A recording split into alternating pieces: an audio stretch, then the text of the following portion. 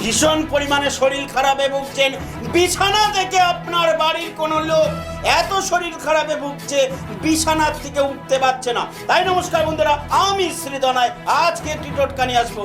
প্রতিদিন অন্তত 21 দিন প্রতিদিন ফিটকিরি ভেজানো জলে স্নান করান এবং সেই যে ঘরে সেই বিছানায় আছে সেখানে কর্পূর দিয়ে সেই ঘরটায় আরতি করুন এবং তার বিছানার তলায় 2টো তেজপাতা, 2টো গোলমরিচ এবং 7টা শুকনো লঙ্কা রেখে দিন এবং প্রতিদিন একটি পাতিলেবুকে কালো রং করে তার মাথা থেকে পা পর্যন্ত 7 বার বুলিয়ে সেটাকে আগুনে জ্বালিয়ে দিন।